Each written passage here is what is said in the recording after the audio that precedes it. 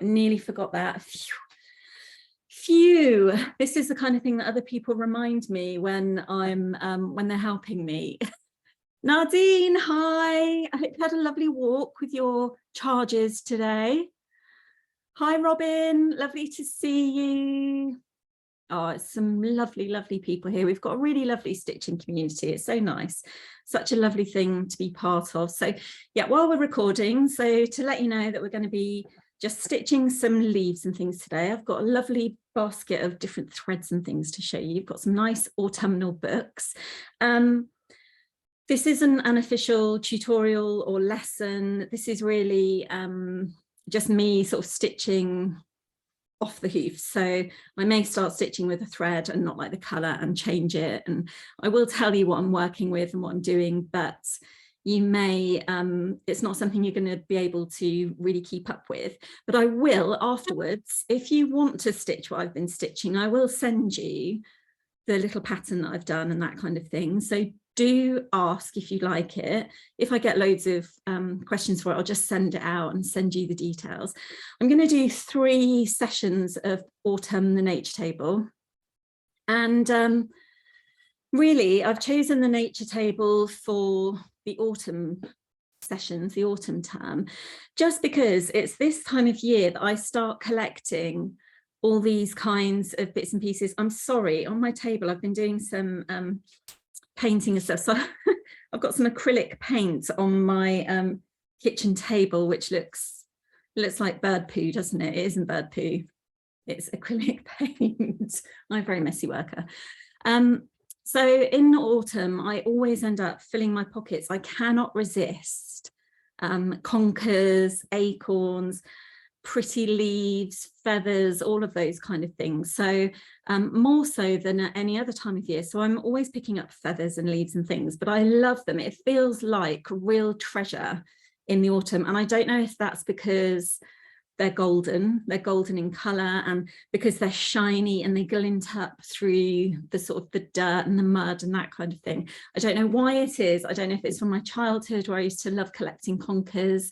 And oh yeah, for our American friends, these chestnuts are conkers. I often get messages saying what are conkers. So we collect these, and I don't know if anyone else had conker competitions when they were younger, but in our neighborhood it was quite the thing. Everyone used to collect conkers, and then you would string them and have a little conker competition, and the person whose conker lasted the longest, so you'd swing them from a little piece of shoelace. People would put shoelaces through them, and then you try and smash each other's conkers with your own conker.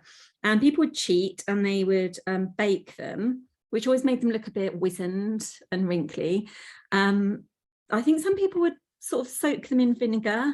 I never did. My parents always encouraged fair play. So we always just had a plain old conker that we'd get a hole drilled through, get the and big ones weren't great. For little winners were always these little small ones, small and small but violent and dangerous. Big ones always smashed really quickly and came off the shoelace. So I don't know if I love collecting things because of that. Oh, you cook them in the oven. Oh, soak in vinegar and bake. Yes, I thought people did that, Sue. Do you, maybe Sherry, you mean the sweet chestnuts? So these are horse chestnuts. Sweet chestnuts are a little bit smaller, from a different tree here. And I think they might be the ones, yeah, they're the ones. I thought that's what you meant. My friend Clary, she is always roasting chestnuts on her little fire, and they pop, don't they? A bit scary. So oh, someone's got a conker tree in their garden. Jackie, you're so lucky. I'd be constantly out there looking for treasure at this time of year, and we were trying to find them in their little cases, but I think I was late collecting them this year because there were hardly any, and there were hardly any still in their cases. They'd all been sort of attacked by squirrels and stuff. So I've been collecting, and I thought actually we could do, I could do a bit of stitching for 3 months. I'll work on the same piece, and I thought I'd show you, kind of talk to you about how my thought process goes with all of this stuff, and how I start and embroidery. So the only difference, I guess, is that usually when I'm starting an embroidery piece, I am thinking of how other people can stitch it. I'm thinking of how I can make it simple enough for beginners and how I can make it so that the materials are all easy to get on a large scale and that kind of thing. So this time I'm going to be using my own threads, which are sort of more scarce and that kind of thing. Maybe more expensive, that it wouldn't be cost effective to put in kits en masse, or they just don't come in bulk, so it's difficult to put them together. I would just say that I'm doing this as for personal use, so any ideas that I'm sharing and doing, I'd be really grateful if you could just use them personally and not recreate for a commercial pattern yourself and that kind of thing. Feel awkward saying that, but I think just to be clear, this is all for personal use. This is for your own personal stitching, things you might fancy doing and things you might like to stitch as you go along. So I've got a cup of tea. Yes, I've heard someone said that these keep away spiders. I have heard that they keep spiders away, but I don't know if it actually works. And there was a spider literally the size of a mouse on the stairs last night. So I may put some of these conkers around and see if I can get rid of them. Get rid of those spiders. So I'll move aside. I thought I'd get my little, I thought I'd do a little montage of all of my little bits and pieces before we started. I've got my little bone letters. These are an absolute treasured possession of mine. I absolutely love them. So and I feel like I'm some kind of code cracker when I use them. So yeah, let's get those out of the way. So when I am sort of looking around at autumnal things, when I'm picking things up, when I'm choosing them, I've got my little pumpkin look that Kerry made for me. Little pumpkin pincushion. I thought that was seasonally appropriate, so I brought that along. Wow, you found a 40-year-old conker. How's it aged? Has it become really brittle and you know, delicate, or could you really smash some conkers up with it? I would like to know how that has fared. So when I was collecting different bits and pieces, I went for colours that I really loved. So I thought tonight I'd start with stitching an oak leaf and perhaps an acorn, or maybe another different sort of leaf. I love this gorgeous yellowy colour. I'm not great actually on identifying trees, so perhaps someone will help me on here. Hard as nails, excellent. You need to sell that on eBay. It's a champion conker. Yeah, so I've got some lovely crispy sort of nice golden brown and russet sort of colours there. Got another yellowy colour here. So these are what I'm going to use sort of for my inspiration when I come to draw what I'm going to stitch. I loved that. I'm going to show you some other little pieces in books and things that I found as inspiration just before I start stitching. Carried home a little branch with these on as well, which I love. And well, I was a bit disappointed about this. It came off in the car. But I absolutely love the colours on here. So I'll be pulling that apart to pull out some of those colours. I've got some acorns in various stages of ripeness and decay and growth, which I love all of those. Obviously my little conkers. And so when I bring stuff home, I like to have a little go at painting them first. But I haven't had a chance to do that with these bits and pieces. So, oh, hang on, there's people in the waiting room. There we go. Yeah, I haven't had a chance to start to draw and paint these, but generally what I like to do is sort of find the colours with my watercolours, and it's just a process of when I paint things and draw them, it's a process of really looking and noticing things about them that really helps me when I come to do the embroidery. So I meant to bring I've been doing some little autumnal books, and they've got little sort of leaves and things that I've drawn and painted in them and put them in, but I've left those at the studio. It's been a day, I told you. But I've started, this is a piece that I'm working on at the moment of some, it's not relevant at all, but some little peppers that my friend gave.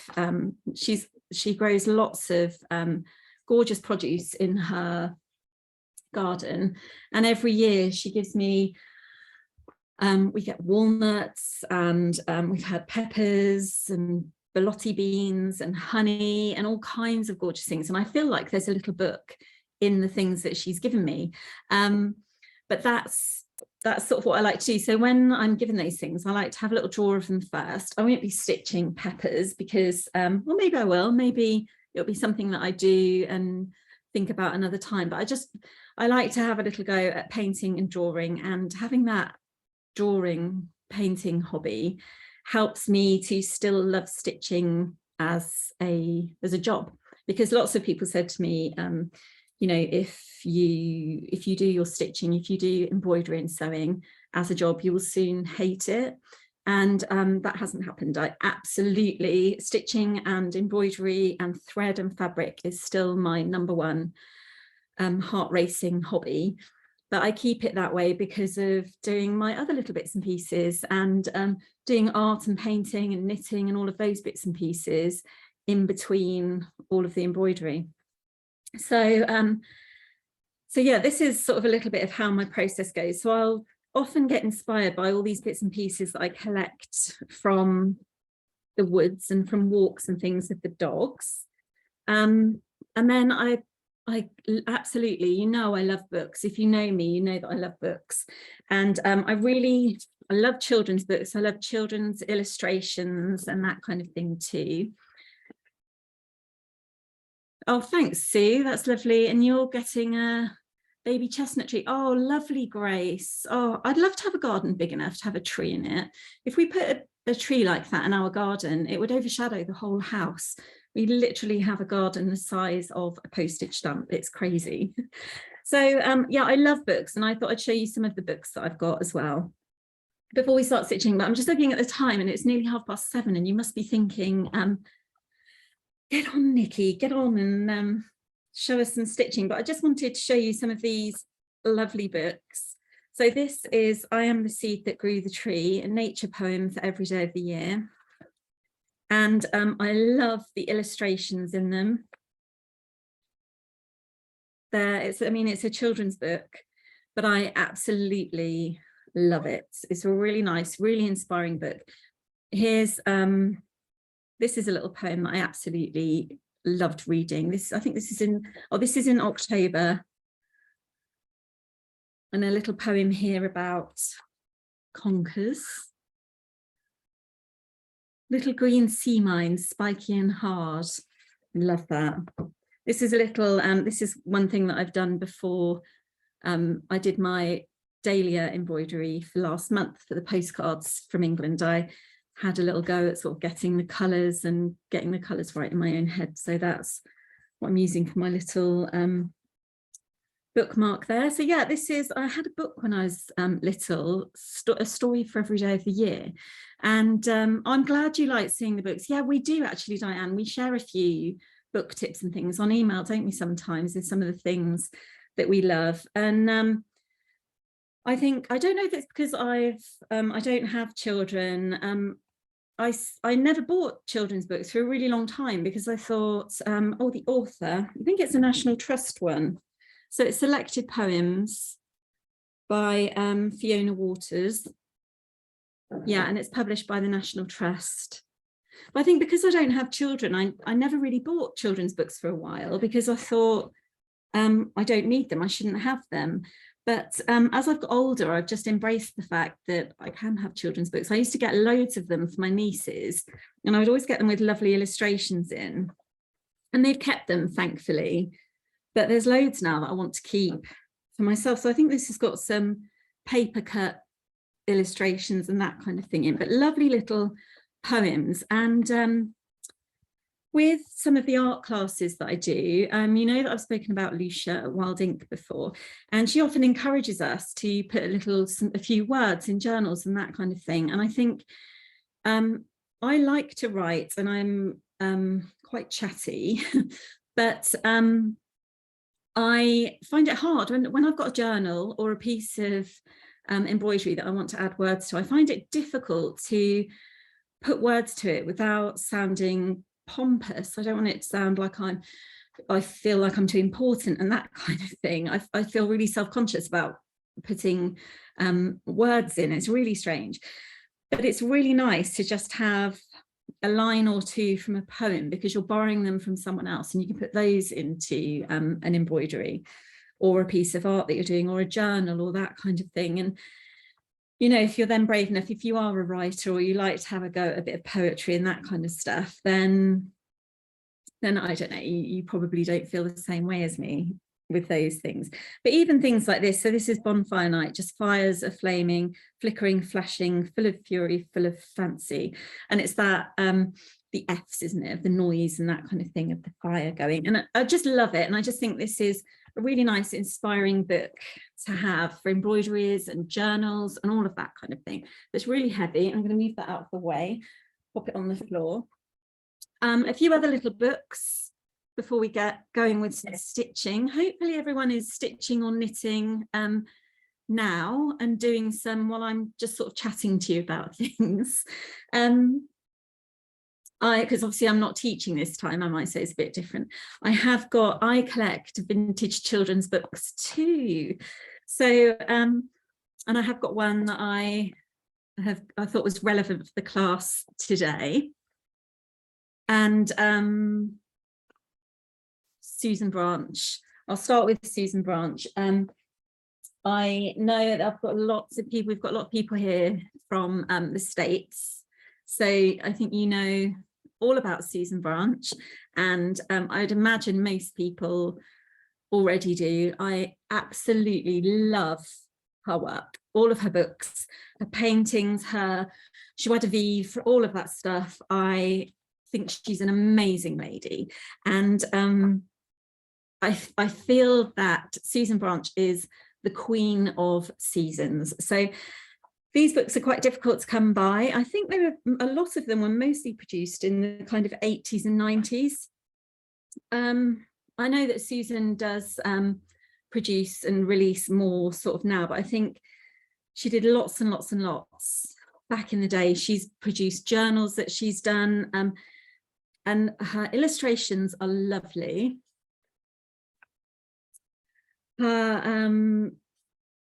Her writing is full of joy and happiness and focusing on the small things in life. I wish I could see what you're all looking at. There's the crochet blanket here, beautiful knitting. Oh, I wish I could see. I've only got a few people here, but do keep chatting amongst yourselves, showing each other things. I love it. Oh, I can see, I'm just having a little flick through now. Now you've got someone has piqued my interest with this. Oh, I can see Jackie holding that up. That is beautiful. That's absolutely beautiful. Is that what you're working on at the moment? Yeah. Lovely. Also, we've got some crochet going on. All kinds of things. Oh, I can see someone's got a project bag there. Lovely. Excellent. So everyone's hopefully having a really cozy evening. I was going to say, make sure you've got a cup of tea and your slippers on. I have a cup of tea and my slippers on. I'm going to put my PJs on too. Let's admit some more people. I'm just going to mute everyone again and make sure that, yeah, there's no kind of background noise going on. I was in an art class the other day and someone was eating a dinner while we were all drawing and stuff, and you could hear the fork scraping against the plate. And every time the fork hit the plate, the camera whizzed over to this lady. So I felt so embarrassed for her, and we were trying to say, oh, turn your sound off, turn your sound off. So anyway, there's some lovely bits of inspiration in here. This, I'll just zoom in a little bit. Gorgeous oak leaves and acorns there. So that's a little bit of inspiration too when I come to draw my oak leaf to stitch. So, oh, there we go. Sorry, I've muted everyone again, but if you do want to speak, just unmute yourself and ask the question, and we'll just sort of mute you again afterwards if that's okay. A few other little books that I thought I would share. I've got my autumn anthology. I'll zoom out. I love these anthologies. So Melissa Harrison has done one for every season. And I just stopped, I put a little leaf in there. I pulled a page out for today. I love looking at things from the day that you're on. Oh, Sherry's going to do her knitting. Yeah, a scarf in the round. Yeah, lovely, lovely Susan Branch book. Yeah, a crochet blanket is gorgeous. Have a little flick through the participants on there. Super lovely. My sister does a lot of crochet. She's very good. Always like to say that I taught her to crochet, but now she's like whizzed on and she could teach me like loads now. So when I came to look in this autumnal book, so it's an anthology of different writings. There's poems, prose, excerpts from books and that kind of thing. Patrice, if you have a look, if you've got a little, there's like a little gallery, you can click it, so you can minimize it so you can't see anyone, a thumbnail video, but one you can have show active speaker, but if you click on the other one, you can see absolutely everyone in there, which might be, if you sort of want to connect with everyone on there, it might be the best way to do. I just thought I'd chitter chatter in the background, tell you a few mildly interesting things, and hopefully give everyone a chance to connect and talk about what they're up to. So anyway, when I was looking in this autumnal book, there's a piece of text in here from the Reverend Gilbert White's The Naturalist's Journal from 1792. And on this day in 1792, he recorded, on this day, monarchy was abolished at Paris by the National Convention and France became a republic. And it just struck me how sort of relevant that is at the moment today, with everything sort of changing with our monarchy at the moment, and our dear Queen passing away. I thought, well, that's quite relevant, isn't it, for the day? Little tidbits of information. I've got Everyday Nature. I'll share some bits from that another time. This is a lovely book though, with lovely illustrations in it, and a little excerpt for each day of the year as well. So I will, in October, we will have a look at that. I'll save it. Another little thing that is helpful when I come to do embroideries and when I come to think about the nature table is this gorgeous little book, Tiny Treasures by Hannah Nunn. Oh, so Sue said that Melissa Harrison has written 2 lovely older children's books about the woodland folk, oak, ash and thorn. Oh, I'll have a look at that, Sue. I'll make sure that the chat, so if anyone puts anything in this chat, it does save the chat box when we finish, so you will be able to sort of visit that and have a look at that. This was a little book that Hannah Nunn has self-published. I don't know if she has any left. I bought it quite a while ago. And it's so she does a lot of surface pattern design and makes a lot of homewares and that kind of thing. And so she's simplified the shapes and things, the things that she's found in nature on walks, these tiny treasures, and put them into a little book. So she simplified them, how she would use them for pattern design, and then just put a little bit of her own words next to each of those. And that's a really nice book, and it really helps when you're doing embroidery to try to, or drawing even, I suppose, to try to break things down to a more manageable shape and that kind of thing. So, oh, I love the Brambley Hedge season things too. They're gorgeous, aren't they? Love those. Yeah, so this helps you to look at the very basic shape. So this is an Honesty seed pod, which, I mean, obviously is a basic shape anyway, but it helps you to sort of separate those things and to make them easier to draw and easier to stitch and easier to approach when you start stitching them. And then finally, I love all of these Ladybird nature books, what to look for in autumn, spring, summer and winter. I wish I'd got mine from when I was a child, but I had so many books, we had to kind of pass them on otherwise my room would have been full of books as I was older. And what's interesting actually in these books is that they talk about September being hops season, and the women gathering the hops back in the 18th century and that kind of thing. And hops are everywhere in our garden, and they tangle, I don't know where they've come from, they've tangled themselves all up in everything, and they are the bane of our life here at the moment. So that also felt a little bit relevant. So I'm going to do a little bit of drawing, not to teach how to draw, but to just show you how I'd start to approach what I'm going to do. So I've been out for my walk, I've gathered some of my little bits and pieces, and then I start to think about how I might like to put it into stitch. And quite often I sort of revert to a wreath or some kind of shape that I can put my leaves and that kind of thing in. But are hops good for caterpillar food? That's interesting. And so the life cycle now of a caterpillar and a butterfly. So are there eggs? I'm going to have to look into this, because butterflies are going to sleep now, aren't they, for the summer, for the winter, or disappearing completely. So that's interesting to know that hops are good for caterpillars, because I would like to have some caterpillars in our garden.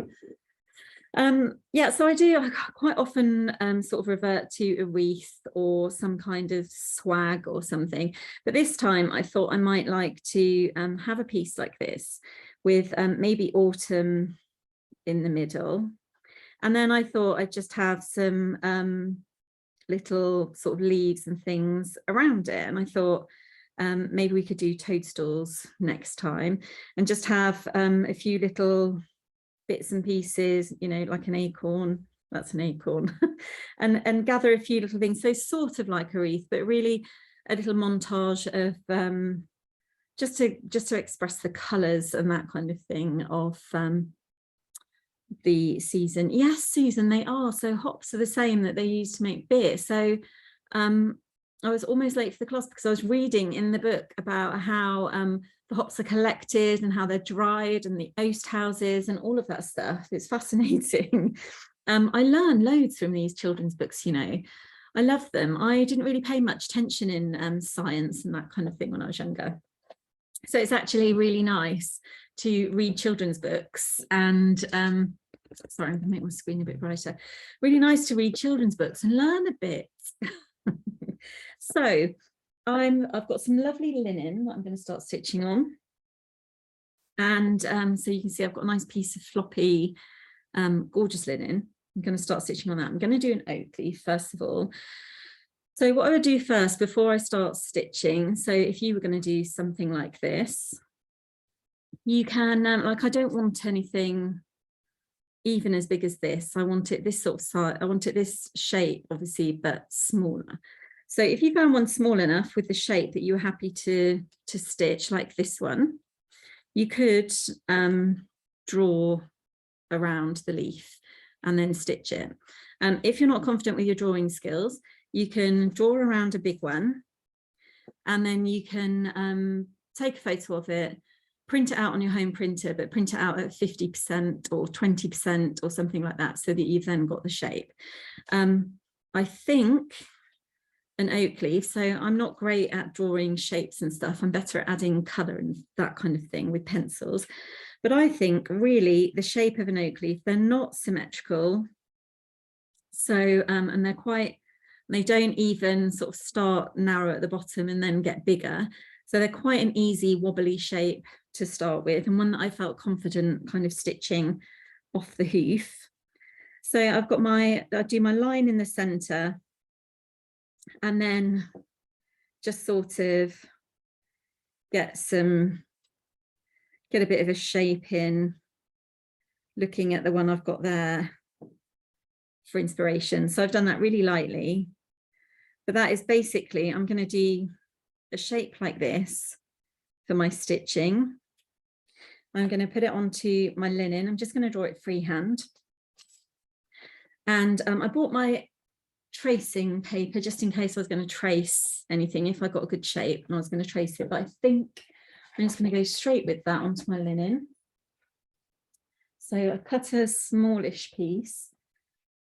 So I haven't decided quite what I'm going to do with the, a comma caterpillar. I'm going to write that down and check into a comma caterpillar. So I've got quite a big piece of linen here. My embroidery is probably, I don't like anything too big, as you will know if you know me.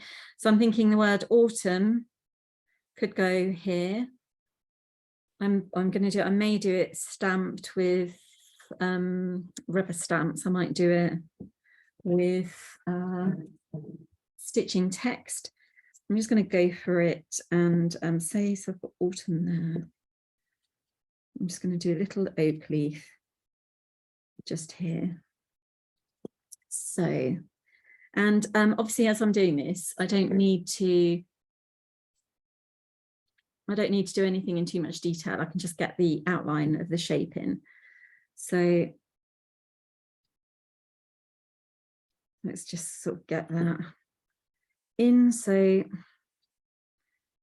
I think it's safe to say that most people would know it comes sort of like that, doesn't it? So if my stitching is going to go over that, it doesn't matter. That's better. So it comes down like that at the bottom. And then if I have a little look at the veins, so they do come off sort of symmetrical and go up to those little fronds here. So I can remember to add those in if I want to, or I could just do it really simply with yeah, the little satin stitch. So yeah, so the pencil that I'm using, oh, you can't see what I'm doing. Shall I try and pin? Let me have a look. So I was hoping actually, so I'm screen sharing, and I was hoping you'd be able to see my hands and my face in a little screen. Can most people see that? If just, yeah, oh, that's good. I don't know, Sharon, it must be something to do with your settings of how you've got, are you viewing on like some sort of mobile device, like an iPad or a mobile or something? Maybe that makes a difference. I used to know all sorts of stuff about technology when I was a PA. I haven't got a clue anymore. I would have had to join. I know if I was working in an office, I'd be joining Zooms all the time. And I don't really anymore. And if I do, I sit really quietly and just join in. I'm not very chatty when it's other people's Zooms. I try to say a little bit, just, you know, so they know I'm there. I try to put a little comment and that kind of thing. But yeah, I just sit and watch and do stuff when I'm doing it. So I don't really know how they work. Click on. So Paula has said she had to click on the view button at the top right of her screen and select side by side. So that's good. So I'm putting my linen into, this little oak leaf that I've done could be a little bit big for me, but I could do a couple of big leaves and then do a few smaller ones around. So it may not be a disaster, but I will show you what I do. I will, I'll just start again somewhere else. So let's see. So yes, the pen that I'm using is a Pilot friction pen. And you do have to be really careful with these. It's not, there we go. You do have to be careful with them because they reappear. So that's what I was saying. I try to do the most basic outline when I'm doing the pen. And I do the most basic outline, and then I make sure that I stitch over the outside of it as well, so that there's no, you can't see any of the lines and they're not going to show up. And we've just been doing a quilting and patchwork class, and I think I'll zoom out again so I'll show you inside a little basket. We're doing a patchwork and quilting class, and I was talking to Clary about using friction pens and markers and that kind of thing. And what I didn't realize is if you use a friction pen on colored fabric, you know, like a red quilting cotton, it can bleach it a little bit and take the color out. So you do really need to be careful with them and make sure they're really going to be covered up by what you're doing. The linen is this lovely antique linen, so it's really old. I can't sort of tell you where to get it from. If you're looking for linen, look for Hungarian linen's nice too. It's quite a bit thicker, but French old linen, and if you get a pure 100% linen bed sheet, you may have to pay £120 for it, but a bed sheet you will get lots of stitching out of, and we recycle so many little pieces. The bits that come off, my mum cuts them for kits, and the little strap, the little sort of strips that come off the end, they can be used for sewing some more bits of linen together and then embroidering or doing some textile art with those. So you definitely get your sort of money's worth out of them if you buy a whole linen sheet. Ironing it off, you haven't seen any issues with the pen if you iron it after. Yes, so I have ironed the pen off before, and I have sometimes, if I don't want to squash the stitches, I use a hairdryer, which obviously the heat removes it then. And in both cases, it has come back. Because what I've done before, I've drawn some squiggly lines to quilt over, and then changed my mind and gone over a different sort of freehand squiggly line. And that, oh, Sarah, thanks so much for being here, and enjoy your dinner, and thank you for joining. I hope it was sort of mildly interesting, and we'll hopefully see you next time. So yeah, and it has come back. It can come back when it's cold, and a lot of children here have used them for secret letters to each other. So they write a secret letter, and then you can rub it out, but parents have been putting the letters in the freezer so that they can read these secret letters, which is very sneaky of parents. I like to think that if I was a parent, I'd be that sneaky too and keep my eye on them. So anyway, I thought, I've got my little oak leaf, haven't started stitching yet, and it's 10 to 8. I did say that I was going to try to emulate Stitch Club as much as I possibly can. This is exactly what happens in Stitch Club. Everyone brings their stitching, their crochet, their knitting, all of their stuff to do. And if my friend Lou is on here, she never stitches or does a thing. We end up talking the whole time, laughing, poking about. We end up shopping on our phones, talking about things that we love, and no one ever gets anything done. So it is very much like real life Stitch Club. So when I was going to do this class, I thought, right, I'm going to have fun and get all of my threads that I've sort of amassed over the years, that I've been desperate to have a little play with, and I don't get to use them, so I have a little test with them and see what I think, and then I never use them again. So I brought them all home in a little trug. Or I say all, it's an embarrassing amount at the studio. I thought I'd have a little go with some of these Patricia Wood silks here, which are beautiful. I've got some Ginny Thompson flower thread, which is lovely sort of soft cotton. I've got my Gentle Art and maybe some Weeks Dye Works in here. I've got a few little old Silco ones that I picked out in appropriate colours. So there we go. And I've got some nice Aurifil. Oh, this is lovely too. I'll show you that in a sec. That's an organic cotton. Let's get this all out. I can chuck bits back in here. That's an old random thread that I thought was a good colour. Yeah, so I'll leave those bits in there for now and have a little rummage if I need them. So yeah, well, I thought I'd tell you about some different threads and things if you're interested. I hope this is what sort of I didn't want anyone to get bored. I wanted to be able to talk about things I thought we'd be interested in together. And I just hope everyone is not getting sick of me talking. It's quite difficult, isn't it, when it's just you trying to chat. Oh, good. I'm glad. Got some little comments. That's good to know that everyone's still there and not fallen asleep and that kind of thing. So what I thought I'd have a little go with, so I've got these little sets. These, we used to stock these, and the Stitchery was a little bit smaller, but there's not really any profit in them for me anymore, which is a shame, because I'd absolutely stock them if I could. They're by Patricia Wood, Mulberry Silks. You can get her at mulberry.silks@btconnect.com, but you can buy them all online. They're hand wound onto these little tubes of paper, and they're pure silk. So pure silk twist. You can get them in all different thicknesses. So this one here, shall I show you? I've opened up a couple of little packets to use today. So I've got, and these are the fine silk ones. So I've opened up my copper set. I had hedgerows and copper. So, and they're both of the packs that I've opened up here, they're fine silk. But if I open up this one and show you, they're really nice. Really nice thread.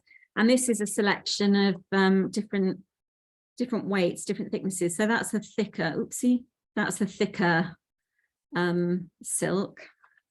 And you can see how that compares to this kind of finer silk on here. So there's thick, medium and fine, and they're all in here. And it helps when when you're doing a bit of embroidery, it's nice to have different textures and different thickness and thinness of threads. Yeah, so some of them are sewing threads. Yes, Brigitte, I'm not sure how you like to pronounce your name. But yeah, some of them are sewing threads. So these are Silco sewing threads, and you can use them. So you can basically really stitch with anything that you can thread through a needle. So if you can get jute through a big needle or a small piece, I mean, obviously ribbon embroidery, people do ribbon embroidery, but you can also go sort of further down the way and use sewing threads. So Gutermann and Coates and all of those that do sewing threads for your machine, you can embroider with them too. So as long as you use a nice fine needle, so that they Laurette's doing some crochet. It's lovely to have everyone doing all different things as we're sitting here. If you fancy showing what you've been up to at the end, we'll have 2 minutes where everyone can just hold up and show you what they've been up to. If that's nice, don't panic everyone, disappear thinking, oh, I don't want to go on the telly. So yeah, so these little Silco threads, these have been used for hand sewing and that kind of thing. You can use them for embroidery. There's people have used sort of darning threads and that kind of thing. So we've got, I'm going to have a little go with maybe some silks. I've got some lovely, really soft cotton. So flower thread. I've got this flower thread, but I've also got this flower thread, and it's a really nice, thin, soft, matte cotton, really lovely to stitch with. I especially love this. This is Danish flower thread because they just look so old and vintage, but these are new. I've been buying these sort of recently over sort of lockdown and that kind of thing. I was buying them. In fact, I have got a pack of corals that I did a little embroidery kit with, or an embroidery design, got all the colours in these flower threads. I've got loads of each colour and haven't released it yet, so I will do that at some point. Oh, Sue's trying to trace a pic with a light box and not going very well. Oh, you need to stick it down. They move around too much. Linen moves around a lot, doesn't it, when you're trying to draw onto it. Bye, Anna. Thank you so much for joining, and catch up on the weekend on the video. Probably still be talking about threads then, to be honest. So yeah, I thought I'd have a little go. I've got these gentle art. So these are variegated. I think these are, I'm fairly sure I read about these, that they use an anchor thread. So they use a basic thread that we'd usually use, a stranded cotton, and they hand dye them a certain colour, and then they over dye them with another colour, which gives that nice variegated appearance. And I don't use those in kits, even though they're lovely threads. I don't use them in kits because the results are a little bit unpredictable, and when you do a kit, you kind of want, everyone wants to have the same end result, don't they, rather than all sort of bringing different getting different results. So I was just going to tell you about these. I'm really sorry, I don't stock these. The only threads that we stock are DMC and these Aurifil ones, which are really nice. But so I can't help you on where to get them from, but they are really nice. I think I got these from a place on Etsy. I didn't realize there's a place in Dorset called the Stitchery. So and they sell, I got all of these colors. So this is organic cotton thread. You can get them in quite a few different colors. And I'm really excited to have a little go at stitching with those. So I bought a couple of colors that were relevant to autumn there. But I think I'm gonna have a little go with my silks. So I have got, let's put some of these away now.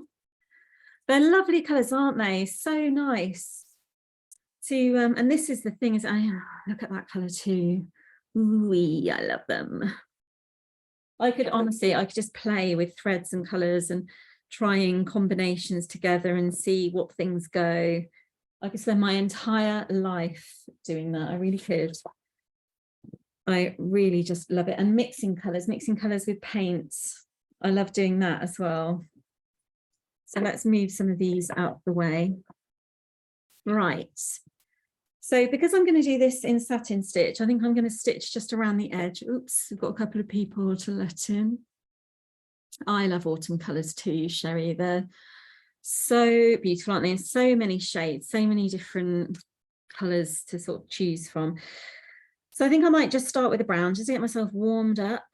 And it's very nerve-wracking, everyone's seeing what you're doing. You know, when you're typing and like you can type perfectly well and then someone watches over your shoulder and you can't press the right keys anymore. Yep. So it's a bit like that when I'm stitching on here. I promise you I can stitch, but when it comes to doing it in front of people, I forget which end a piece of thread comes out of and that kind of thing. So yeah, you have to sort of bear with me. I'll get myself warmed up with a little bit of stitching for the, where I've got my needles, for the stem. Let's just mute everyone, so I've let a few people in, so just make sure we've got no dinner noises. Honestly though, what a day we've had today. It has been, so we had our Christmas launch of Rachel's kits of what Florence did next. I think Rachel was going to join, but I don't know if she's here. Oh, Barbara, you're still doing those roses? Are you just obsessed with roses and you just want to do them all the time, those brilliant knot roses? So Barbara couldn't get the hang of brilliant knot roses for a while, and now every time we speak, that's what you're doing, isn't it, Barbara? Brilliant knot roses. They some people, I can't thread a needle now as well. Some people absolutely love bullion knot roses and other people just can't. Oh, there's Rachel, there you are, playing with Florence and not stitching. Oh, I hope she feels famous after her popularity on Instagram today. We've been watching the kits getting chosen and we've been wondering if Florence or Dilys, who's going to be the most popular. And it keeps going like Florence sells the most, then Dilys sells the most. It's going to be neck and neck with those two pets of yours, Rachel. So yeah, we obviously had our Christmas kits launched today on Insta. So we did a bit on Instagram and then they went live on the website at 1 o'clock.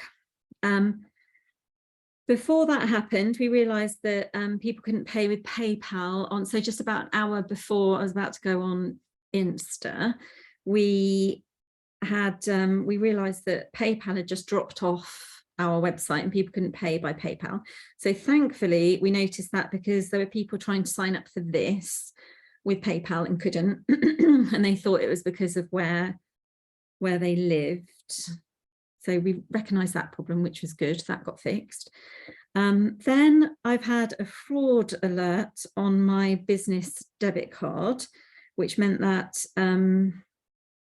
the payment for Zoom didn't go through today. So I pay to have lots of people be able to sort of come in and do the meeting rooms and stuff. That payment didn't go through, so I had a total panic that they were going to stop me from using it this evening because the card's been blocked. So I had to fix that.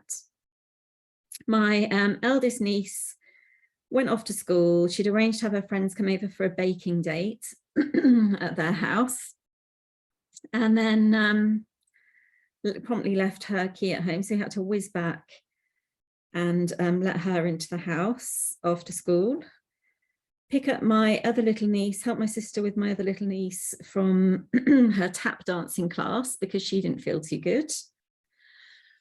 Honestly, anything and everything that could happen. The email that I sent out with the Zoom link for this wouldn't work. Then we realized we'd had a problem with one of the kits that we'd printed out, and we've had to kind of put that on a pre-order and reproduce that. Just sort of noticed it at the last minute. What else happened? Honestly, I was having a bad hair day, which is typical, isn't it, when you've got to be on camera with chatting to people. Honestly. So Shannon, is the advent calendar with the antique quilts going to be restocked? Oh, does it say coming soon? No. So that was Sue's advent calendar with the little quilty things on, and that was a limited edition. So that's amazing. That's all sold out. There is an edition with little embroidered sort of antique linen stockings with the antique linen, not the quilts.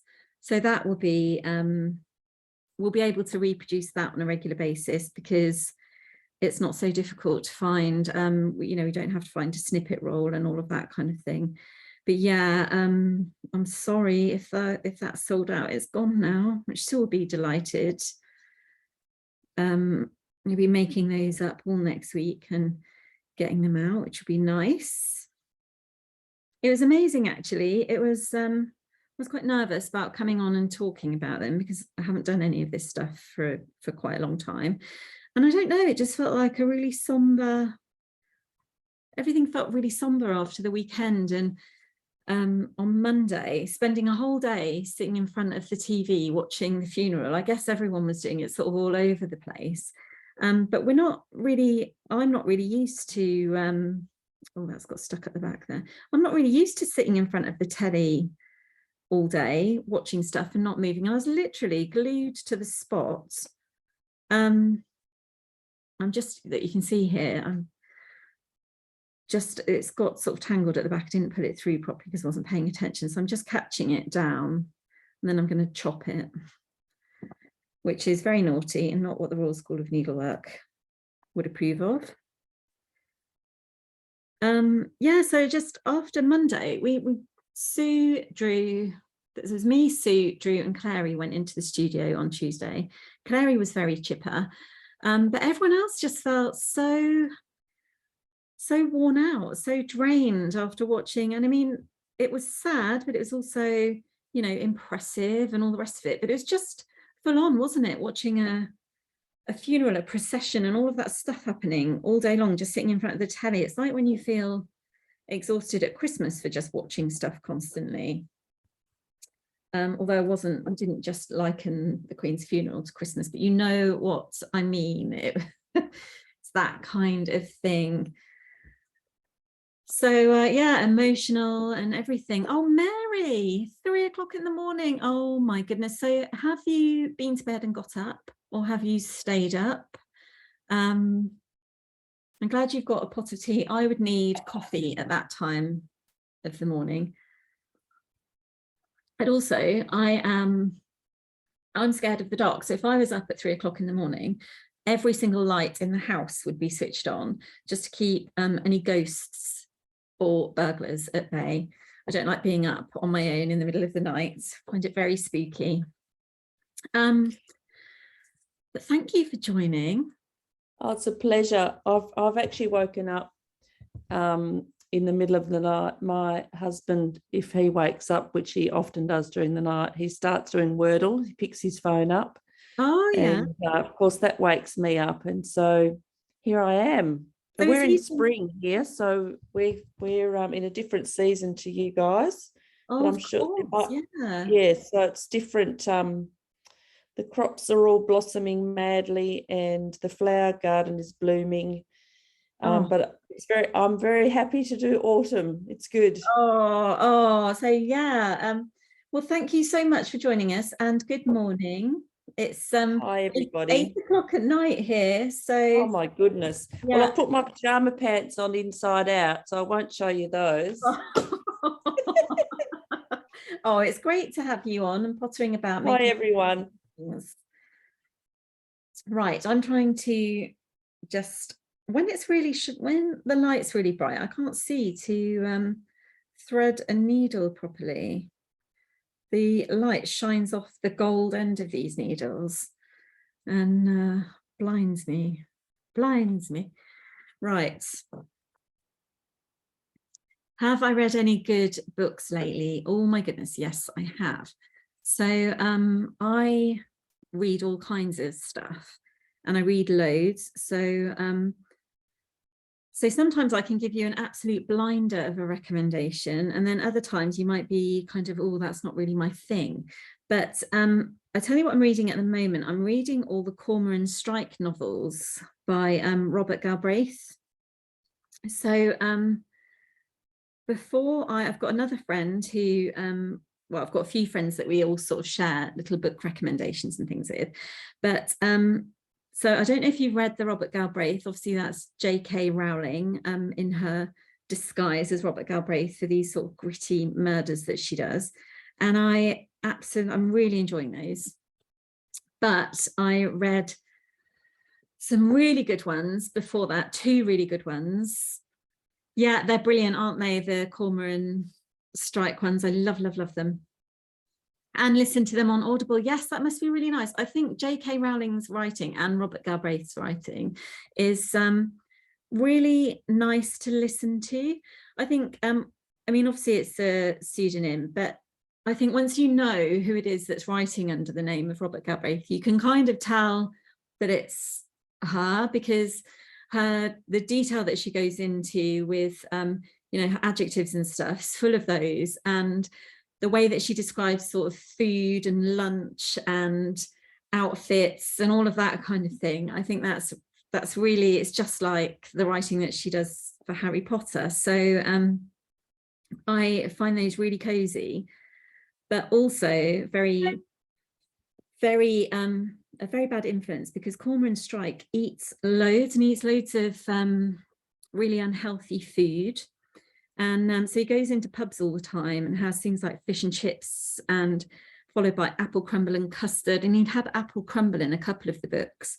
And I was craving apple crumble super badly all over the weekend, and had to, I'll just zoom in case anyone's interested in my stitching. Yeah, so I had to make an apple crumble at the weekend, just because I couldn't find one anywhere in a pub to satisfy that craving, which I really ought to be reading books about people enjoying nice healthy salads.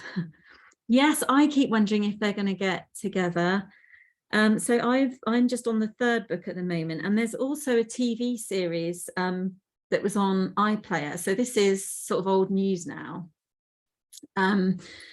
The Strike TV program has been on iPlayer for a while, and I think they're just going to do the TV program for book 5 very soon. So we've been watching that, and I watched book 3. We watched that last night or the night before, so I know what's happening in book 3 before I've read it. I don't mind that, because the book always has a bit more detail, doesn't it? But yes, so I'm really enjoying those books. They're a nice murder mystery. They're not as horrific and detailed and grisly as some of the murder books I've read and recommended before, but they are, I think they're kind of cozy mysteries, really. Oh, you've read The Knitting Circle and an old one. What did you think of The Knitting Circle? Because I wrote a thing about that on my blog, and The Knitting Circle really made me think about connecting with a group of people over a craft, and the friendships that people kind of develop, and the people that come to a club, a craft club, like a knit club or whatever. And from all different backgrounds and with all different problems and all different joys and all the rest of it, and how everyone connects. And I really loved that about that book, even though it's sort of, oh, it sounds a bit derogatory to call it chick lit, but it kind of is that kind of a genre that I don't usually, I don't often read anymore. But I really enjoyed the story of that, and the fact that it brought someone out of her grief, and the fact that it was based on her own true story. I found that really had quite a profound effect on me, and it made me kind of know what I needed in terms of my own, you know, not that I was going through any kind of grief, but I'd got sort of depression issues and that kind of stuff. And it really made me feel like I needed that kind of connection with people. And that's what led to me sort of doing this and stitching and bringing people together. But yes, the other couple of books that I read were by Jess Kidd, Things in Jars and The Hoarder. And I love those. They're written by an Irish, Jess Kidd is Irish, and they've definitely got sort of an Irish flavour to them with the language and that kind of thing, which was kind of amusing. But they were also, so Things in Jars, I absolutely loved it. That was a sort of murder mystery, and a bit of a mystery about a child that they thought was being hidden away because she was a kind of you know, a strange mythical creature. And when back in the day when people used to collect, you know, used to have specimens and that kind of thing in big jars. So it's all about that, and it's kind of the main sort of people in there. I absolutely loved reading about those. And then The Hoarder, that same person, Jess Kidd, same kind of tone to the book. So it was a bit of a sort of murder mystery about a man who lived in a big house full of stuff that he'd been hoarding for years, and there was a bit of a backstory to it that this carer sort of went in to help him.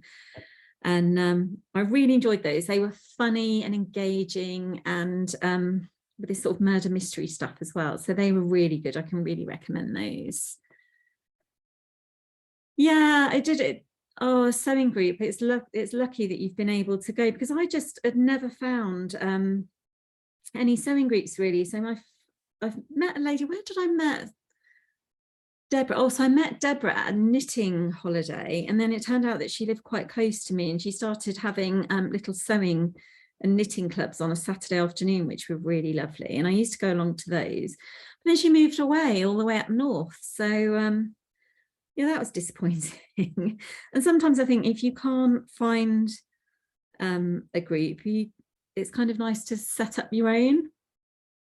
And I think that's what I've sort of encouraged. I know a lot of people sort of wanted to come to Stitch Club and things, and so if you can just get just a few people, even just a couple of people together, and then build up, it's a really nice thing to do. So I'm just going around the edge of this oak leaf with my little yellow silk.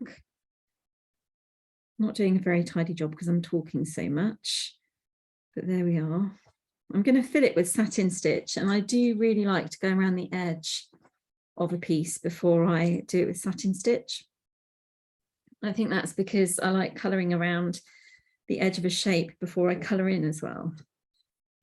So I think this is the colour I was using. So, oh yeah, Ali saying grateful. We did, and Ali's a long-suffering member of our Stitch Club, aren't you, Ali? You came to, I think, the first one that we had at my house. So we had, I had my first ever workshop here around this table at Christmas one time, which was really lovely. And then we started having Stitch Club at the little studio. And there's a small group of us who are like the core Stitch Club. And now we've got some new ladies who've been coming along. And I'm hoping they're going to come again, because they were really nice. And everyone is just so friendly, and everyone just sort of likes different things and has different stuff going on at home. And so Juliet's been coming for a long time as well, and she's always nipping off here, there and everywhere at the minute.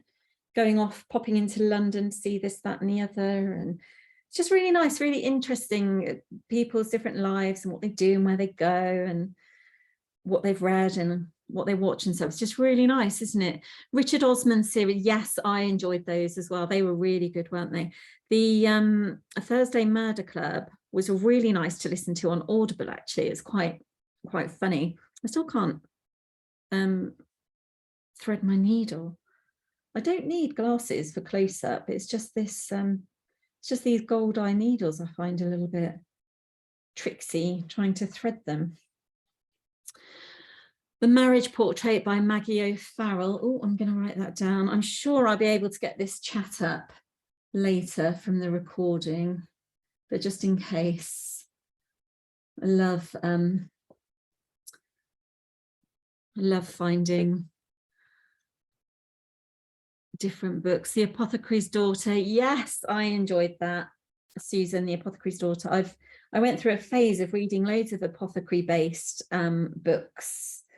And all through sort of lockdown as well, I found that I was reading those sorts of books. And yes, to listen to Audible and podcasts and that sort of thing when you're stitching, it's just so nice, isn't it? Just to set yourself up for an hour or two with, you know, a cup of tea, you're stitching, your comfy clothes and slippers and all the rest of it, and then to be able to just listen to a book or a podcast or something as you're going. It's just really, I mean, I try and watch, I have some telly on in the background sometimes, but I really only like to watch things that I only need to listen to. I don't like to have stuff on that I really want to watch. And some of the Scandi noir stuff that I've enjoyed watching, obviously can't stitch and read subtitles at the same time. So yeah, it's nice to listen to something, isn't it? And I do a lot of art classes online as well, by different teachers, and I just sign up to those and listen to the classes being taught. So I've joined a picture book class and a what else have I signed up for? I've done a journaling class. I've loads of people. I just like listening to them. I've got no intention of doing a picture book. I just like listening to all the artists talk about their books and their inspiration and show their drawings and stuff. So Simon Armitage book on his walk on the Pennine Way, walking home. Oh, so I love listening to things like that. Yeah, and it makes me want to do that. Did you read The Salt Path? That was another book about a couple through Cornwall when they sort of hit difficult times financially, and they did this walk, and that makes me think that I want to do that kind of thing as well. It's funny, isn't it? So Diane, I've got you hooked on journaling. Yes, it's lovely to do that, isn't it? And to do a little book that records your garden and, like you say, recipes, and oh yeah, lovely, absolutely lovely to do them. Oh, and that's so nice to know that I've got you started in all of that, because I think I kind of started doing, I started with stitching when I was really sort of struggling with, I mean, I did it when I was little, but I sort of came back to it when I was really struggling with depression and quite bad anxiety a few years ago now, maybe 10 years ago, shortly after we got married, which is 12 years this year. And yeah, I found it really helped to calm my nerves and stuff. And I didn't do anything really creative, but my job was in banking and I'd had a job in publishing as well, but I was on the ad sales team rather than the editorial team for car magazines. So it wasn't anything I was interested in. And I used to lay out where the adverts were going to go in magazines and that kind of thing, but it was all car magazines and motorbike magazines and stuff, so nothing was ever really very creative. And I started doing a bit of stitching, and it really started to open up my mind to all kinds of creative pursuits. And so I've started doing sort of more painting and drawing, and I learned to crochet and took up knitting again, which I hadn't done since I was younger. And I really felt that stitching and connecting with people through Stitch has really opened my mind to a lot of new things and really enhanced my life doing all of that stuff. So if I can share things and like pass on that, pay it forward, all of that stuff that I've picked up from other people, that's a lovely thing, I think, to be able to do. And that's all I really started this for. 3 books that you really loved: Ragged Company, Eleanor Oliphant is completely fine. I loved that book. It was so quirky, wasn't it? I really enjoyed reading that one as well. Molokai, is that how you pronounce that, by Alan Brunert? Yes, Rain Win. I did see that Rain Win had got another book out. I did think about adding that to my Christmas list. I bought another book, a similar kind of thing, The Circling Sky, the other day, which looks like a nice little nature sort of book to read. The Seven Sisters series. Oh, do you know, I keep meaning to read those, but because they're such thick books, I'm kind of put off reading them. I keep meaning to get them on Kindle so that I can't see how thick they are, and then I might read them. But my mum, and I think my sisters read them, my nan had read them as well. They absolutely love them, and they're always saying how lovely. Yeah, and they've devoured them as well. They've done exactly the same thing. Read all of those. And Gillian loves journaling as well. That's nice. Scrapbooking. Yes, that's the thing, isn't it? You can do little journals and scrapbooks and art books and things for all of your holidays and things that you've done through the summer and at Christmas and all of that kind of thing. It's a really nice, I just feel like it's a really nice activity to do. And it's like I was saying, I'm all right with drawing things. Are you there okay? Is there someone going to say something, or is it? No, I'll just mute everyone quickly then, just so we don't end up listening to someone's private conversation by accident. Yeah, and so I'm quite happy doing little embroideries and drawings for little books and things, but I do find the text hard. I used to write a diary when I was younger, until my mum and sister found it and teased me for fancying Dominic Shepherd. Never forget that. So I used to hide it under my bed and everything, but they found it, let me know that they'd read it, and teased me. So I never wrote one again. I thought, well, that's it. You can't write in all of the things you really think because you get teased for it. So, and I used to grade each day, whether it was an A-star day or a B day or a C- day. It would depend largely on what I'd had for tea and that kind of thing, what made it an A day and that kind of thing. Persuasion. Also, you're going through all of Jane Austen's books. So have you never read them before, or you're rereading them, Sharon? I have to say, because I'd called our old dog Lizzie, everyone thought that I was really into Jane Austen books, but I hadn't. I was very late coming to those, and very late coming to Jane Austen's writing. And I think once you find that historical fiction, you end up wanting to read absolutely everything by that same author, don't you? So yeah, jealous that you're reading all of those and going through them. Also, Loretta, I got you doing kits, and yes, you sit and do little embroideries. It's just so nice to have a little something to do and a little something to work on, isn't it? I was going to say, if anyone ever sort of comes along and is stuck with a piece of embroidery that they're working on, I mean, of mine, obviously, or if you want me to show you how to do a particular stitch or anything like that, then please just ask, because I'm happy to demo. I'm sitting here doing my own little stitchy thing, but I'm always happy to sort of show and help what I can. We've at our Stitch Club, our real life Stitch Club, because we have people sort of doing different things, knitting and that sort of thing. I've managed my first ever top-down sock knitting. So that's thanks to Jodie and Sharon, who come along and help, and they're going to help some other ladies start sock knitting and that kind of thing. So it's all, I think all of these sort of things that we do, all of these crafts that we do, they don't really get taught in schools and stuff anymore, do they? So, or if they are taught, they're done very much as it's a passionate teacher who starts up a little club and gets the children, you know, doing knitting or a little bit of stitching or that kind of thing. But it's not on the curriculum so much, I don't think. It doesn't seem to be anything that my nieces sort of learn at school and do at school.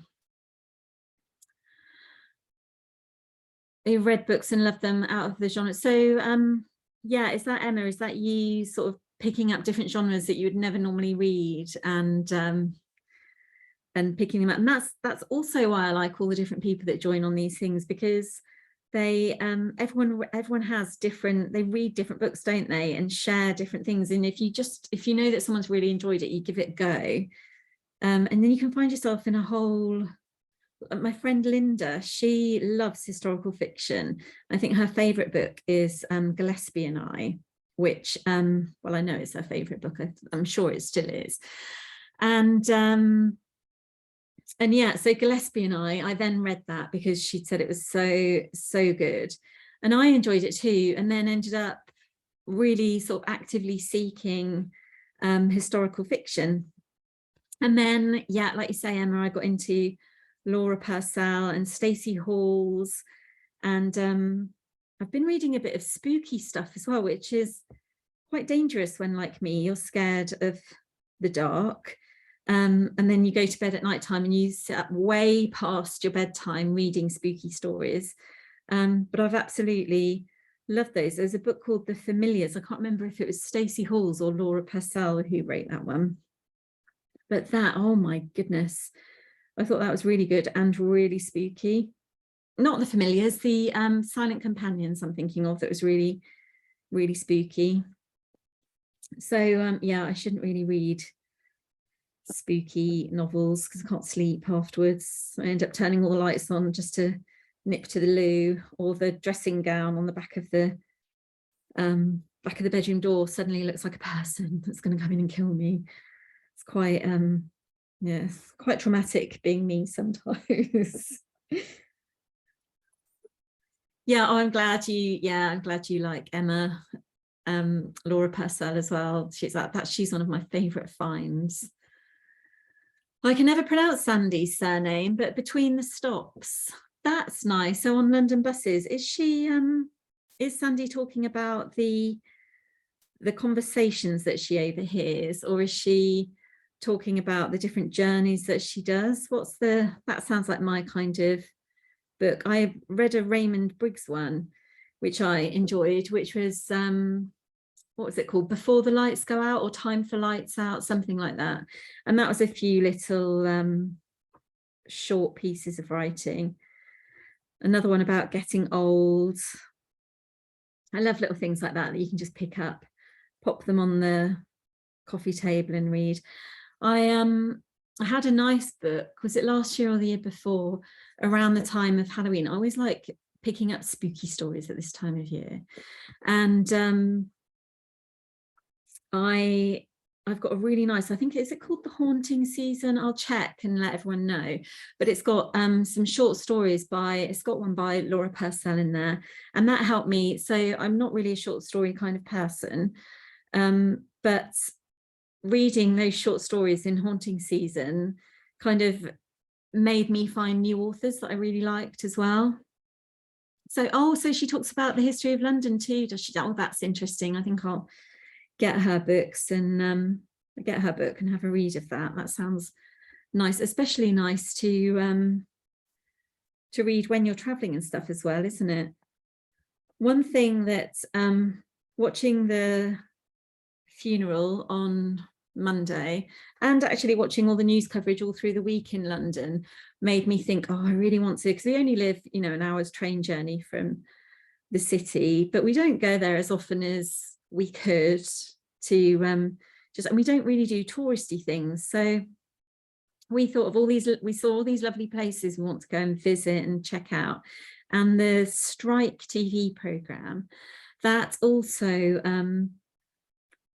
it's quite an edgy, and the way that it's filmed, and the credits at the beginning and everything, they're quite edgy and cool, and they've really made me and Drew want to go and explore different pubs and things in London and just have like a quiet day there, just with nothing. Because whenever we go to London, it's always, you know, we're shopping something in particular, or we're going somewhere in particular, and we never just amble around and just kind of go and check out that place or go to all these little sort of out of the way places. So we're going to have a go at doing those. Oh, yes. So Barbara said, did I like the novels by the Bronte sisters and Wuthering Heights and Jane Eyre and all of those? Do you know, I haven't read those for such a long time. And I did A-level English, where we covered loads of that sort of stuff. And I think because I did them for school, I feel like they're something I would read kind of not for pleasure. So I haven't picked them up and read them again. Although I love the stories, it would feel like I was picking up a textbook from school, I think. So I used to read such a lot. I mean, I've always read such a lot, even from when I was, you know, a little toddler. My mum used to she'd buy me a book at the supermarket every week when we did the food shopping, apparently. And she'd sit me in a little trolley and give me the book to look at all the way around the shop, and then pay for it at the end. And I think that's why now I can't do anything without reading a book. So I'll stir risottos, I'll make a cup of tea, I'll in the bath, anywhere, I'll read anywhere and everywhere. I'll read just a page. I just love it all. So, but yes, so that was a long answer, wasn't it, Barbara? But I haven't read those. So if you enjoyed them, if you read them kind of recently. Oh, Gillian's borrowed Between the Stops from the library and loved it. Oh, so that's reminded you then, Gillian, to have a look. Have a look. Oh, have you forgotten about the book from the library? Oh my goodness.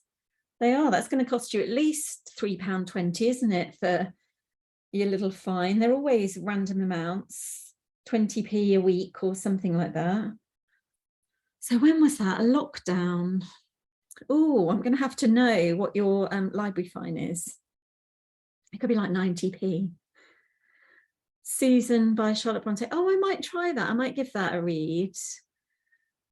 Oh, Shelley, your mum used to do that with you, the little golden books. I don't know if we had those so much over here, but I've been buying those and making them into little kind of sketchbooks and stuff recently. And I absolutely love those little golden. I say I absolutely love stuff all the time, don't I? But I love books. I love making them into little sketchbooks. I love reading them, love stitching them, putting my embroideries into them. I could literally sit here and have a Stitch Club book club. Had Dairy Lee in the trolley. Oh, I didn't just have books. I did used to eat cheese balls too. So yeah, my mum would have to pay for an empty packet at the end. I still like eating crisps and reading books even now. That is something I've also carried through to my 40s from toddlerhood. But yeah, it's nice to share book things. Ali Smith and Companion Piece. Oh, so I'll check that out too. That just makes me chuckle, that Dairy Lee in the trolley. Oh dear, I'll just make sure I've not missed any questions about any stitching or anything. Oh, thanks for the message, Pamela. Drawing and nature walks. Oh, well, yeah, so if anyone does read anything. Oh, am I off the camera? Thank you. Thank you. Didn't realise. Right, I need to get on stitching with this. I've somehow managed to do a wobbly stem down the centre of that, and that wouldn't happen, I don't think, unless it was bent. So let's see how I'm going to fix that. I think I'm going to have a go at doing just some half satin stitch for this one. I was wondering whether to try maybe a different colour. See, they're similar but different, aren't they? Similar sort of tone. Let's see how I can blend them in. So I'm going to just try to straighten that little line. Let's do it now. I keep thinking this leaf is a little bit big, but I'm going to stitch it anyway. Just go for it, see how it looks. I have a real tendency to do everything really small. I'm trying not to. My eldest niece, she got told in her art class to do things a bit bigger because she was always drawing small on a page. And they said, you know, don't be apologetic with your art, fill out the page. But I love doing miniature things, and I really like small stitches. I like doing little small pieces of stitching as well, as opposed to huge pieces that take ages. And I get bored too quickly if I'm stitching something that's too big. But I'm going to stick with this. So I'm just filling in this little bit in the middle because it was a bit wonky. I'm going to do a satin stitch over the top, so you won't notice, just giving myself a little bit of guidance on where to finish. So I'm using a really fine silk.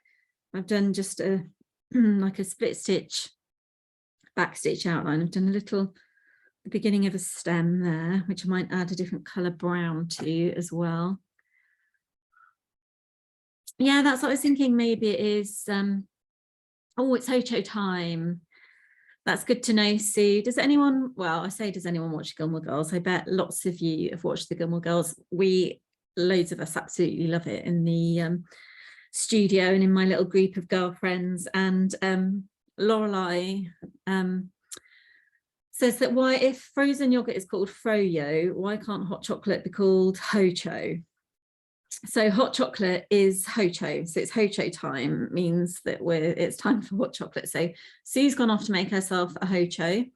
Tracy, no, so this the thread that I'm using is this Patricia Wood silk thread. So I'm using these little spools of Patricia's silk thread for this. These are the flower threads. So these are Ginny Thompson. These are really easy to get in the US, but not so readily available here. I don't think. It's quite a basic website you have to order them through.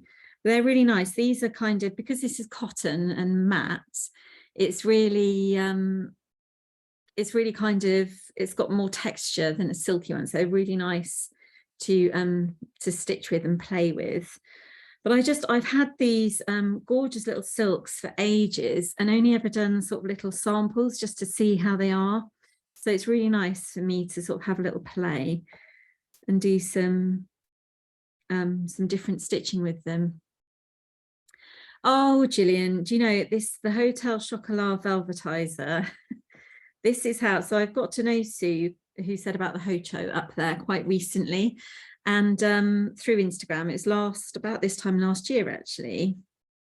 And Sue and I made friends over our love of hot chocolate. So Sue told me about the Hotel Chocolat Velvetizer. And I bought one and I have not gone back. I've never drunk so much hot chocolate in my entire life. They make such delicious hot chocolate, don't they? Oh, just amazing. And I think Sue does sort of mochas and things with coffees and stuff in them. Oh, so it's a peanut butter hot chocolate tonight. Oh, is it? You've broken into the discontinued peanut butter Hocho. I have. Oh, it must dangerous. be a simple evening, Sue. So Jane is saying that she's made a quick sketch of an oak leaf and watercolor to color it in and then adding stitches. What a lovely idea. I'd forgotten I could have done a little bit of painting on this. I was going down the whole stitchy stitch route, thinking I'd do some stitching on here, but of course adding watercolor to linen is a lovely way to get that color. I wonder if you'll show us at the end what you've done. You don't have to, but if you fancy it, we're interested in seeing what you've done so far, even if it's just the beginnings.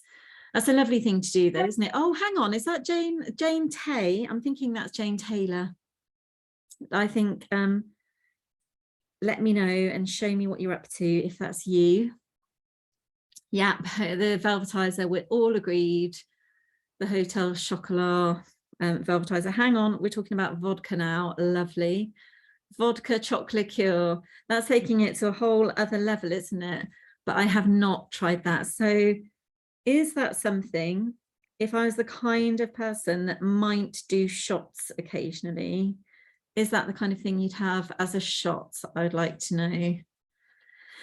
So you've always been scared to try watercolor on your fabric. Any tips? Yes. So when I use watercolor on my fabric, I always make sure that I use, because it spreads, obviously, you know, if you've spilt some water on a table and you use a piece of fabric to mop it up, it spreads, doesn't it? It soaks right into the fabric. And that's obviously what happens with your watercolor paint. So to sort of minimize it spreading too much when you're a beginner, because sometimes these, if it spreads out and it goes over the lines and that kind of thing, and you can stitch with it and make that part of your stitching, sometimes it can really work. But otherwise, I use really small, I've got my arty bits on the table because, you know, I've been doing this acrylic stuff recently. This is just really random, isn't it? But I'm showing you stuff. I've just recently got this new, can you see it on my picture of me? I've got a little skull on a, I love this kind of thing. I've got a little pen pot with a skull on. This is from Peg and All. I love their stuff. Treated myself to this a little while ago. There we go. Is it focusing? So yeah, so when you're watercoloring, so this kind of brush, you're not going to use that on a small, you see how we've got the small, let's see if we can focus that. You're not going to use that on a little small leaf because the colour, these brushes hold a lot of water and a lot of paint. So the second you put that in your paint and then onto your embroidery, it's all just going to spread and go really crazy. So I tend to use, I use little thin ones like this, just to, because they don't hold too much water and too much paint, you can really control where the paint goes.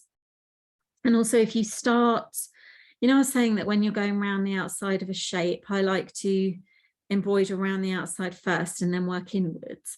I do it differently with paint. So I start in the center and add my color and then let it bleed outwards so that you can see how it, so rather than starting right at the edge like that, it's immediately going to bleed outside of the line. So I start in the middle of the shape and then let it spread on its own outwards, because sometimes you only need watercolor just for an extra little bit of color, not actually because you want to paint and get the whole painterly effect. It's just nice to have that, it's just nice to have that extra color there and not fill it all with stitch, isn't it? So shots, slow, I can't say, shots, slow sipping and choco martinis is amazing. Right, I'm going to have to get some of that vodka. Hotel Chocolat. Let me just check. I'm going to see. What was it called? Oh, I've gone off the camera again. La la la. Who was it that told me about this? Was it you, Robin, who said about the vodka chocolate? It's chocolate vodka, isn't it? Vodka chocolate. There we are. It's Jennifer. Vodka, I'm going to write this down. Vodka chocolate liqueur.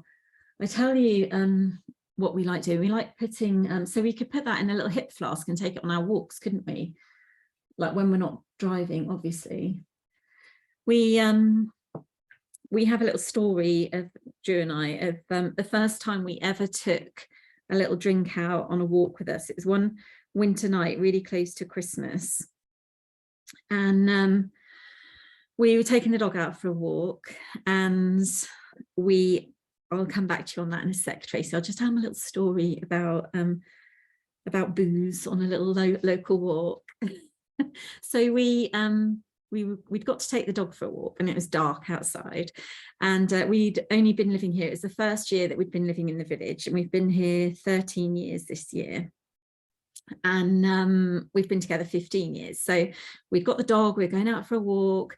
And Drew said, let's take a little hip flask and we'll put some booze in it. So we did. We put some, we made a snowball up. Now, if you live I don't know if everyone has them everywhere else, but snowballs are one of the first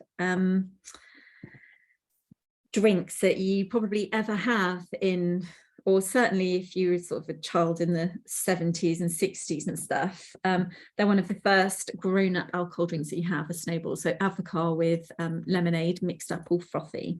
So we made up a snowball, put it in a hip flask, and took it out on our little walk with us. And it was all going to be dead romantic and lovely, and it's all crisp cold night, you know, and your breath's on the air and stuff. And we fell out about something on the way around the walk before we could even pop open the snowball in our hip flask. And so we were barely talking to each other when we got to the end of the road.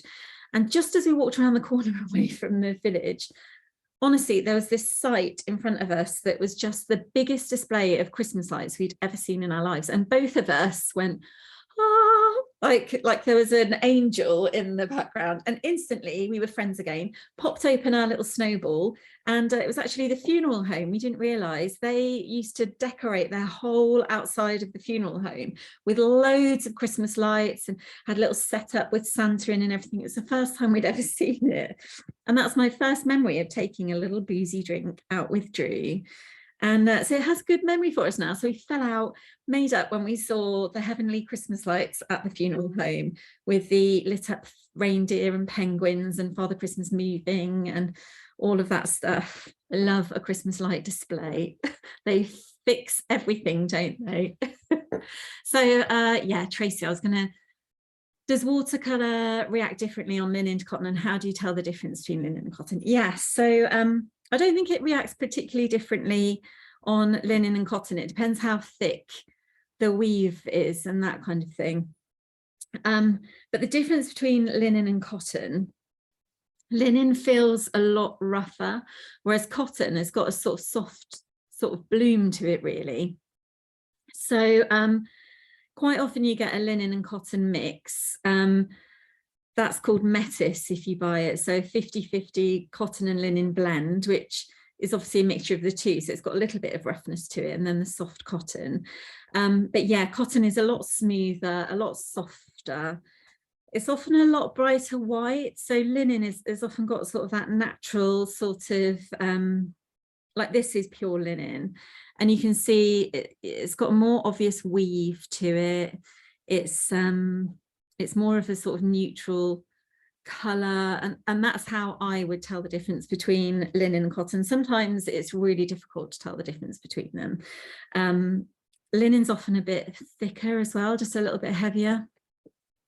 Ooh, everyone's loving the snowballs. Yeah, I only drink it at Christmas. We only drink snowballs at Christmas too. I buy a bottle of avocat every year, and I throw away half a bottle of avocat every year as well, because I can only drink, like, they're not so yummy as they used to be. Now I've discovered wine. So I have my first ever little snowball at the beginning of the year.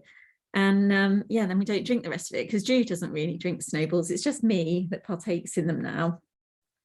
But yeah, so if you were to put, depending on how thick your linen is and how thick your cotton is how the watercolor would react to it and stuff. So yeah, have a little play. It's a really fun thing to do, actually, Tracy. If you've got some old fabrics, and it's a really lovely thing to do in a sketchbook. So if you were to keep a book of explorations and experiments with fabric, you can make a little paper book, just stitch it down the side, down the spine, and you could try painting on loads of different types of fabric, you know, old fabric, linen, cotton, quilting cotton, calico, because you can get fine calico, thick calico, all lovely to stitch on. And you can have a little paint on those and just have a little play, and then make notes and put them in a little book that you can refer to when you come to do your stitching. That's all the kind of thing that if I won the lottery and didn't have to work, that's all the kind of stuff that I would spend all of my time doing. I'd be making up little books of fabric trials and stitchy trials, and I'm really hoping to do a bit of that next year. So so we're going to do a monthly subscription next year, I've decided. I wasn't sure if I was going to do another one, because thinking of what to stitch gets a bit difficult sometimes, and it'll be will it be the 5th year that I'll have done one? But yeah, so I've decided on what we're going to do next year, all the monthly kits, and I've actually started scribbling and sketching and prepping for those so that I can kind of get ahead of myself, because I really want to stretch my creative wings next year and really have time to really do some stitching for myself and look at the sort of things that I love and the things I like collecting. And I know I'm definitely going down a sort of books route, because I love reading books, I love making books, I love journaling and painting. So we're going to go down, I want to sort of explore more sort of fabric books and textile books and that kind of thing. So I really want to spend a bit more time, want to have some more time each month. I need to carve it out in the diary and make sure that I have a little art date with myself, playing with things and doing different things. I've got loads of different fabric that I'm going to try stitching into, and some different threads and that kind of thing. I'm just going to, like all of my threads I've got here, I've never really had a chance to sit and play with them and enjoy them, because I'm always doing my my other stitchy kits and that kind of thing, and they're not very organized. I do them each month as I go along. So I think if I get myself a bit more sort of thinking ahead and getting stuff done ahead and just sit and plow through some of my stitches, then maybe I'll have a bit of time. And all that time I spend on Instagram and scrolling through things, I can go onto Instagram purely without realizing it. It's like your thumb automatically goes to the Instagram app, doesn't it? And then I end up scrolling through and commenting and chatting. And obviously it's a lovely thing to do, but in a whole hour can disappear and I've got nothing to show for it. So I really need to get more disciplined with that. And the time that I've got available, actually just throw myself in and do stuff. And I don't know if you guys are the same as me, but if ever I'm going to do like a bit of art or a bit of stitching, I never think, oh, I've got half an hour, I'm going to quickly do this. I have to have a whole afternoon that's available. I can do it, and I have to, and if I haven't got a good amount of time, I think, oh no, I just won't do it. I'll just watch the telly, or I'll just read a book for half an hour or something like that. But actually, the things that you do little and often become more of a habit, and you're more likely to make more time for it, aren't you? So I'm definitely going to focus on giving myself more time, making time for myself next year. Gillian's got lots of lovely threads and thinks they're too good to use. Yeah, that's it. And sometimes they look so pretty, don't they, on the spools and things. And Gillian, I don't know about you, but when they're on things like this, so this, for example, is here, this Grecian gold on this lovely little thing here. And then I'm going to take it off and start stitching with it. And then I'm going to have little bits left. What do I do with the little bits? Am I going to end up throwing them away? And it's taking them off that nicing and then using them and putting them on a little spool that maybe then becomes unidentified, that you don't know what it is. And it's all a bit daunting, isn't it? But actually, it's just thread, it's just fabric. And you know, loads of these things, I bet these have been used loads and they're really old. I bet the person who owned these before me didn't think, I'm not going to use them because they're too special, or they're too, you know, they would have just used them when they needed them, and there's still all of this thread left. So yeah, it's using things and not saving them for best and making yourself kind of use stuff, isn't it? Oh, Tracy, you're doing Stitchery journal with a group. Is that a group online, or are you doing it all together? And are you doing, are you creating one journal between you, or are you all doing a journal each? That I've done loads of sort of fabric journaly things, and some of the embroidery subscriptions we've done over the years. So the first one I did was a fabric journal. It's a really nice way to keep your embroideries in one place all together. Oh, Grace, Nanai, lovely to see you on here. Thank you for joining us. It's getting close to 9 o'clock now, isn't it? So I should probably do a little stop talking and see if anyone else wants to share anything or do anything or ask any. Oh yes, I've seen Roxy's Stitchery journal. That's nice. I didn't realize it was a thing with prompts. So how does that work? Do you have something like each month or each week, and you get a theme and you just sort of take it off and do your own thing? That sounds nice. It sounds very organized though, which I would not be able to do because I'm not organized enough. And also not structured enough. I like to do things fly by the seat of my pants kind of thing. I like to go from one thing to another, and I'm definitely a starter of projects, not so much of a finisher completer. So when I do complete stuff, I'm absolutely thrilled with myself and feel like I've like really overachieved just by finishing something. So does anyone have anything they want me to cover off? Does anyone have any help they need with any Stitchery bits and pieces? Would anyone like to show what they've been up to?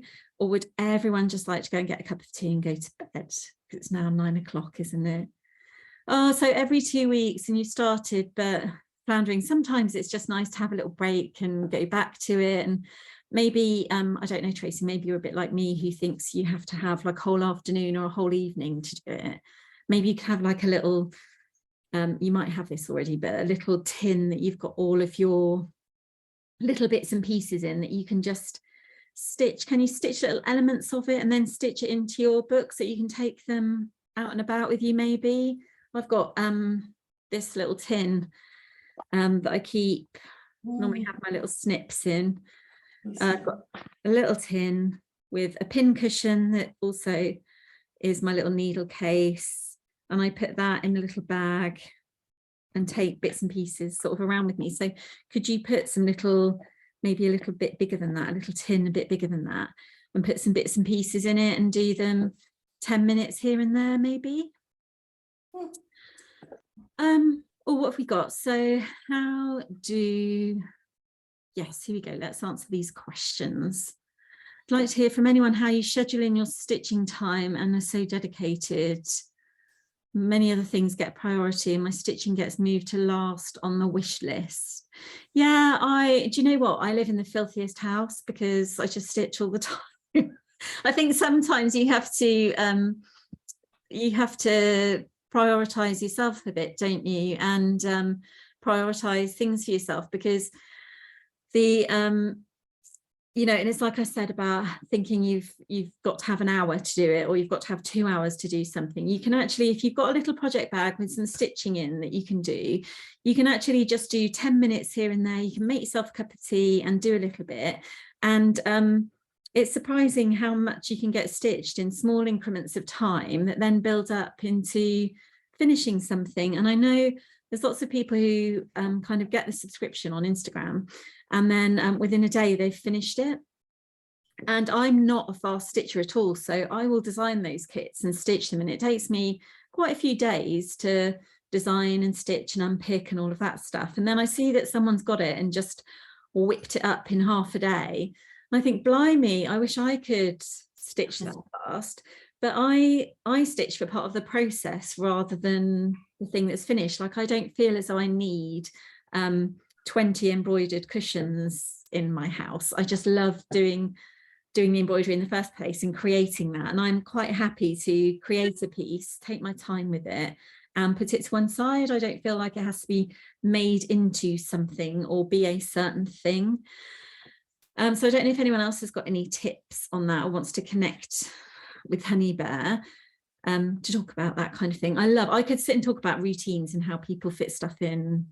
I could talk about that all night. I could go make another cup of tea or get one of those vodka chocolate liqueurs and sit by the fire and chat about that and how we fit it in. I could do that. Maybe we could just talk about that for a whole Stitch Club one day.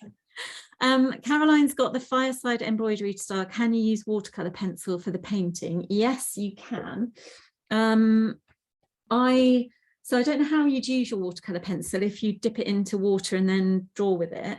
I have been doing some botanical classes recently, and there's a really good little palette that you can get that you scratch on the back of it and then you add your water. I'm just trying to see if I've got it here, but I think I'd have to start rummaging. I've got all my art bits out, but I think I put it in my bag ready for tomorrow. There's a really nice Caran d'Ache palette that you can scribble on the back of, and then it's almost like using your watercolor pencil on a piece of sandpaper, and then you add a little bit of water to it and it turns it into a really pale, lovely watercolor.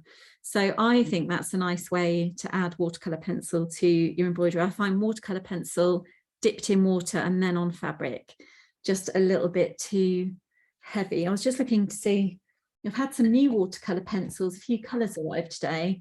They're really good. The Faber-Castell Albrecht-Dürer or something it's called. Those ones, they're fantastic. So if anyone's in the market for watercolour pencils, get those. The Christmas Eve box, will it come back? Waiting on the one with socks. Yeah, sorry, no. We've run out of socks now, so we've sold out all of the ones with socks. That should really have been just removed. The Christmas Eve box is only available without socks now. So sorry about that. You're going to have to stitch with cold toes. Yeah, there's no... We had a bit of a disaster with that, actually. The chap that was doing our socks for us hasn't... we haven't quite got the right amount of numbers, so we had to just can it where we were and cut the orders for those. So yeah, Ali's been on here. So sorry, Nadine. If I can find another little pair of socks, if we do have any spare, I will think of you and I will know that you want them. So I'll pop them in your box. But I think that's that's it for those now. And you've managed doing more stitching than you did on Saturday, Ali. That is good, because I think you're a bit like Lou, aren't you? And actually none of us managed stitching anything. I think I've overachieved for a stitch club by having gone around the outside of a leaf and filled it in. Yeah, Susan would love to know how everyone organises their time as well.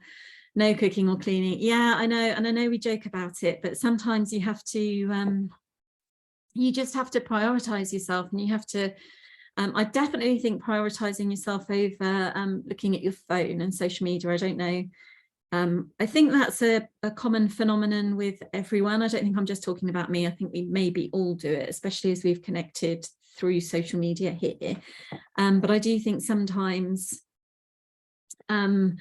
just putting your phone down or putting it away for an hour or so just to get on with stuff, I think that helps and can stop you sort of aimlessly scrolling. I also think another way of getting stuff done is to make sure that you've got good lighting and a good little setup next to where you'd normally sit, you know, in front of the TV and things at night time. You want to be with your family. You don't want to be off in a sewing room or in a different room sewing.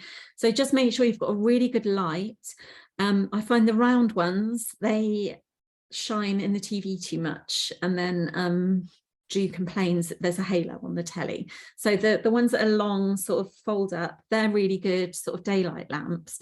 And I have them set up next to the sofa so I can sit with Drew and listen or watch whatever we're doing together and still stitch as well. So it's kind of trying to fit those in. And if, you know, if you're meeting friends or if you're waiting in the car, taking your stitching with you and doing a bit then, and just carving out those little special periods of time that you can just have to really just concentrate on a bit of stitching or drawing or that kind of thing. Oh, Ros has been knitting along and listening to the chat. That's lovely. Oh, Bridget uses her little bag and takes that with her along to the doctors and waiting rooms and that kind of thing. Yep, I am going to do a little linen book class. Yep, so I'll show you all how to do that. I'll get around to it, I promise. Thank you so much, everyone, for joining. I think everyone's starting to pack up their needles and prepare for the rest of the day or the rest of the evening. We've got who was it? Who have we got in Australia? It's 3 o'clock in the morning. So is it 4 or 5 now? Is it getting on for early morning? Are the birds coming out, singing and breakfast and that kind of thing? So I'm going to go and put my PJs on and have a hocho. And thank you so much for joining us. Thank you for being here. I'd love to know if you're interested in another one. If I'd love your feedback. Don't tell me what was boring, just tell me what was good and what I could maybe do in future, because I'll get upset if you say anything that's like really boring. I'm quite a sensitive soul. But yeah, if there's anything you think we could do more of next time, or something I've not done this time, we could do it another time. I'm going to carry on stitching this next time. I'm going to try and carry on stitching that in some of my spare time as well. So Honey Bear, you'll know how I've prioritized myself to do this, because this is personal for me, so you'll know that next time we get together. But I also thought we'd have a look at doing some toadstools and that kind of thing for autumn. So thought that might be a nice little thing to do. Mary Jane, yes, it was you, wasn't it, in your dressing gown? So I don't know if you're still there, but do come along again if you can. That's lovely comments. Thank you so much, everyone. Thank you for being here. Hopefully we'll all come again another time and everyone will get to know each other. And we can share, you know, Instagram stuff and that kind of thing. I'll find a way that everyone can find out who's who and chat more sort of offline if you want to. But lots of love. Take care. I'm going to do the thing I always do at the end. I'm going to stop sharing. Here we go. I'm going to do the thing I always do at the end of these classes and forget where the off button is. So I end up doing this really awkward bye, bye, bye, bye, bye. I keep saying bye while I find the thing. Right, I found it. So I'm going to end the meeting. Thank you so much. Kisses to everyone and night night. Take care. Lots of love. Bye.